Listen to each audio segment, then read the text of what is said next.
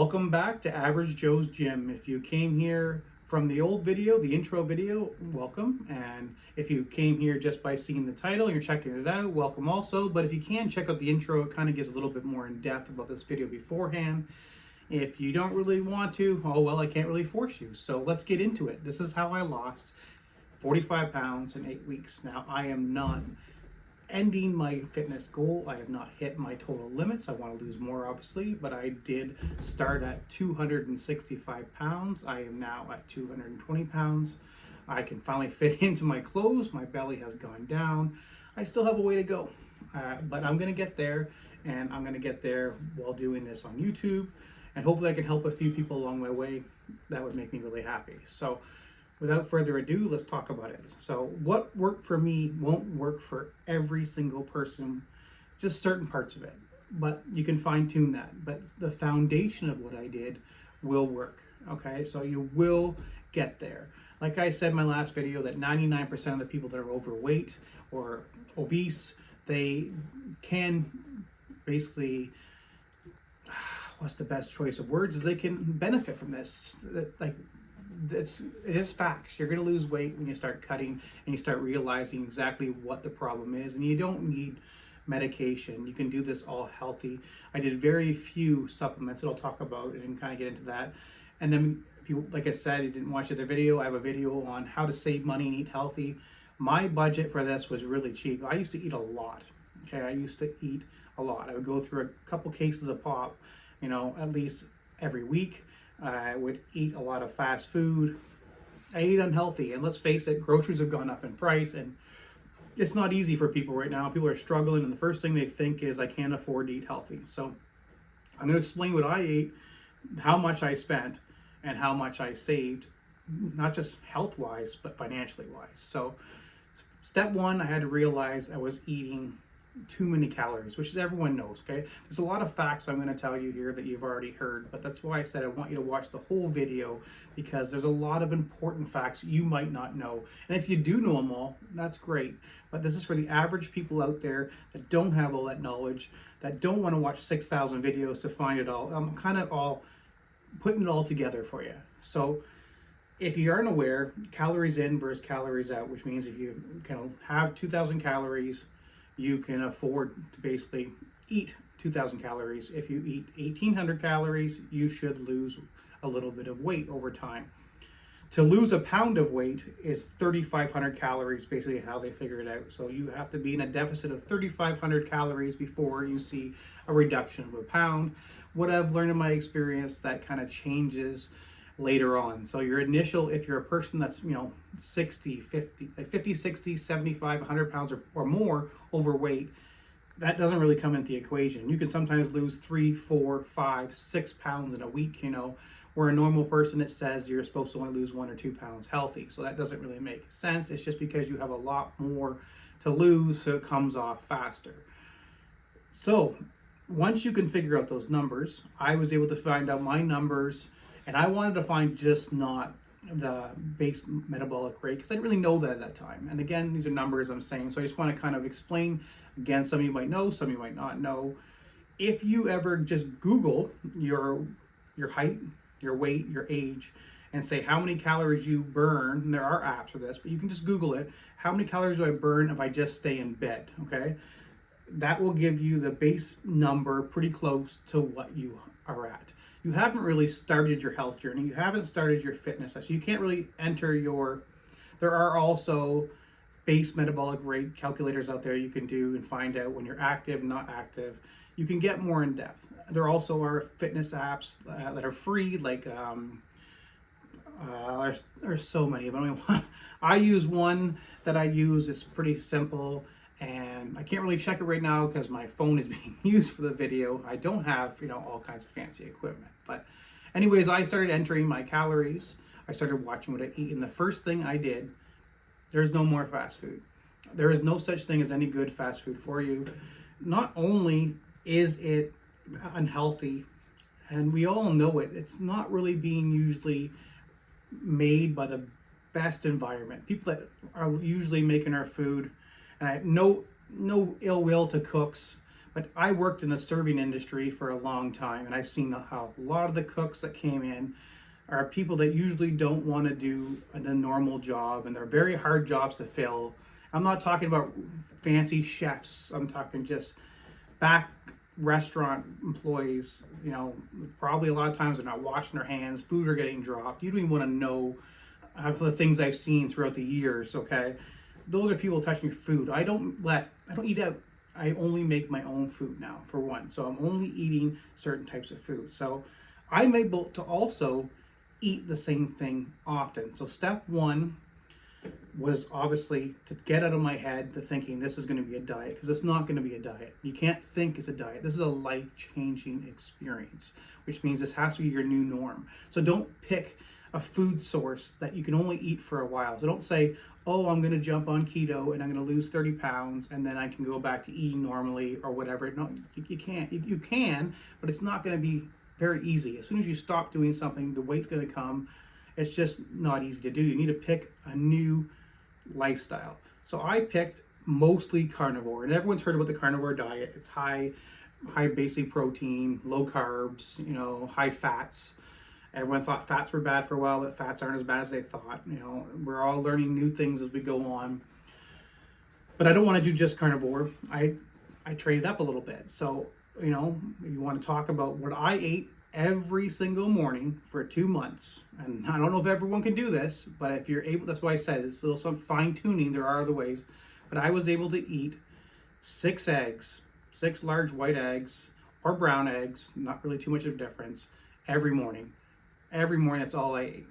And I would combine that with either a cup of raspberries, and that would be all I would need. You get so much vitamins and so much healthy fats that'll keep you nice and full for until almost the entire day is up, that it's incredible. And I would combine that with a protein shake. So with those two things put together, I would basically be almost at 70 grams of protein, which is another topic we'll get into soon, but that was able to be achieved by just half my meal. Eggs are cheap. I mean, they've gone up in price, don't get me wrong, but when you buy like, you know, a pack of 18 or at Costco, we're Canadian here, so our prices are a little different, but I'm getting them right now for about $7 for 18. You divide that by 3 times, you know, it's 18. Obviously, it only costs you about $3-4, not even a meal. So if I'm getting my breakfast for $2-3, and we'll add $1 for my protein shake and a couple dollars for raspberries, I get them when they're on special.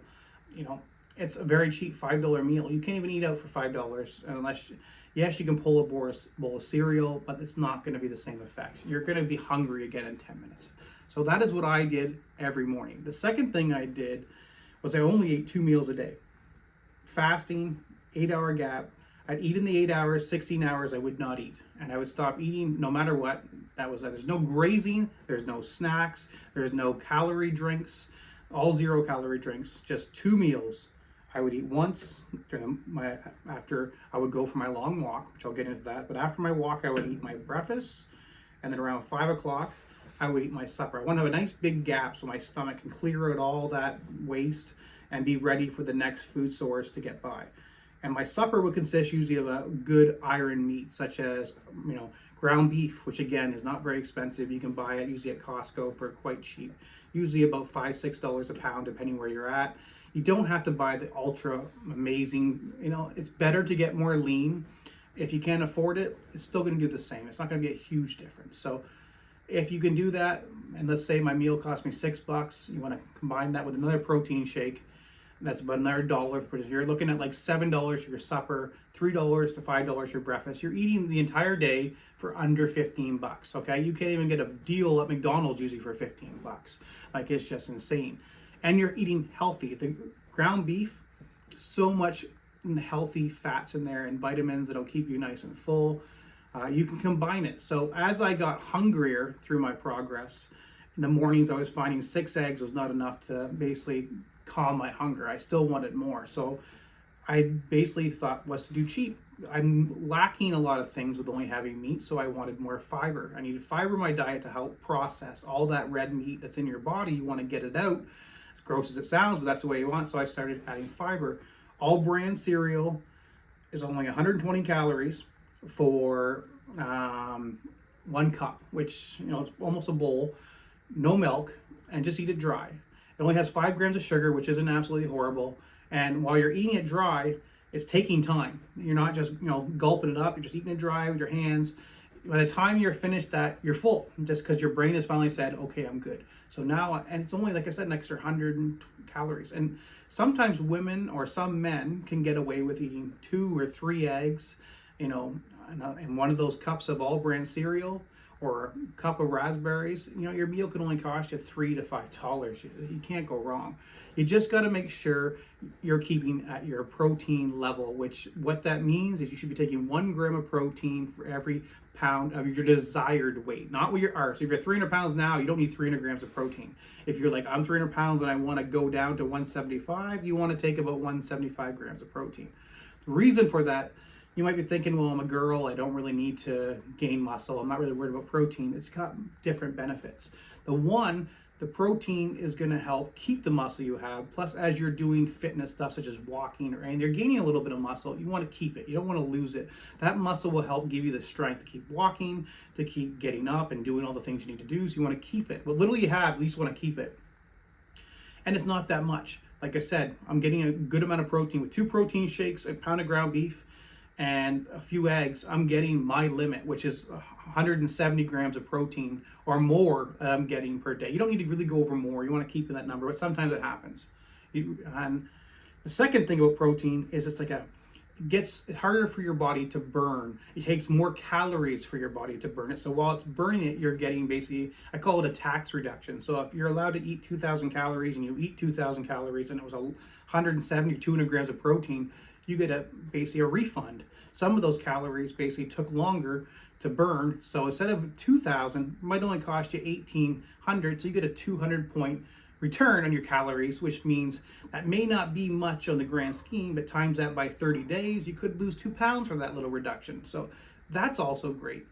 Proteins, it's just really good to have. You can get a container for not too that much. If you only need a little bit here and there. I use 2 scoops basically a day, lasts me like a month, and it cost me, I think, $50. So yes, put that into your grocery bill because you're saving money and everything else. I mean, one fast food run with your family could cost $50-$60. So it's really a saving. So that was my main step, getting my calories in check, making sure I followed those rules, fasting.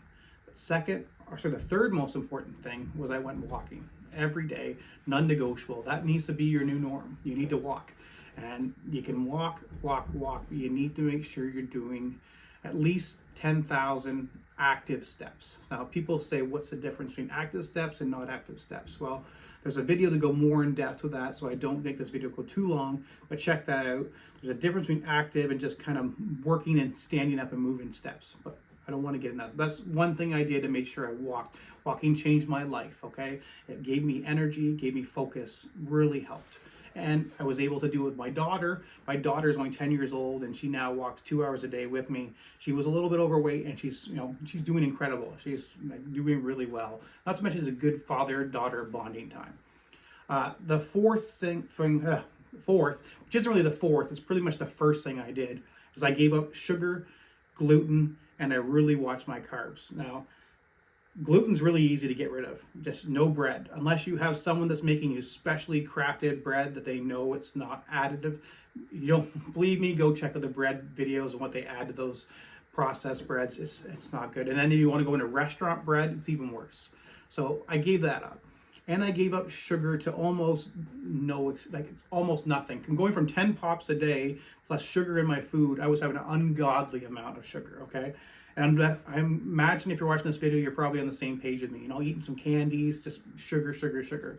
When I stopped sugar and gluten in a matter of less than a week, I'm not even joking, in less than a week, a light bulb clicked to me and I had so much energy. And I'm ashamed to admit I was very lazy. I didn't do much around the house. I didn't do much cleaning. I always acted like I was so busy, even though I didn't do anything half the time because I was busy gaming or watching TV. Always busy, even though I wasn't. And I know if you're watching this video, you probably said that before too. And it's the sugar and the carb overloads where you're just crashing constantly. You feel tired, you have naps, you sleep, wrong schedules, you're up late, or you're just lost. Once you give those two up, I'm telling you, you can message me in the comments. You can say, wow, you are right. Less than a week. I'm not even joking. It's like a drug. It's like a drug is in our body that keeps us lethargic and lazy. Like the red pill and blue pill, if you're a Matrix fan, I'm telling you, not taking it is like basically checking out the real behind the scenes of the Matrix. You want to stay in the norm? This isn't even like freaking, just fake facts. It's true. You don't believe me? Try it. 5 days of your life. What's the big deal? What are you going to lose? 5 days just to prove me wrong? Do it. No sugar. Now, sugar's hard. I know, because it's in a lot of things. But if you can reduce it to basically 5 or 10 milligrams, it's not as dangerous as gluten, not as dangerous as high carbs. So give up pasta, rice, bread. You're probably sitting there, oh my God, this hurts so bad. But I'm telling you, just try it for 5 days. 5 days with no sugar, none of those. Very low carbs. You can keep your carbs down to like 10, 20 milligrams. Sugar down about 10 milligrams max. Just try it, or even try to get lower. Prove me wrong, okay? If you can prove me wrong, I'm more than happy to hear it. But I'm telling you, it was life-changing. Those were just factors that I can't even express to anyone else. And I'm hoping I can show you by doing these strategies and tips that I'm going to give. And once you can learn basically your eating patterns and your workout patterns and walking, it's not hard. I work out 5 days a week now, but when I first month, I didn't work out. I was too scared because I worked out before, and I knew when you're gaining muscle, you're gaining weight, and I didn't want to step on a scale and gain a pound. I was just terrified. I know that when you lift weights, it helps because you have muscle, it burns more calories, and it gives you also more of a tax break, like we said, more money back based on your calories. So after I finally got more energy, was able to walk. Started off was pretty pathetic. I was walking 20 to 30 minutes. I had blisters on my feet. My best advice I can give you probably is make sure you can invest in a nice pair of shoes. You don't need a $200 pair of shoes or some special Air Force Ones. You just need a nice pair of shoes that aren't going to kill your feet, because nothing sucks more than losing 2 days of walking because your feet are covered in blisters. I started at 20 minutes. I can now walk 2 hours, and I could probably walk even longer, but I don't want to dedicate my entire life to it.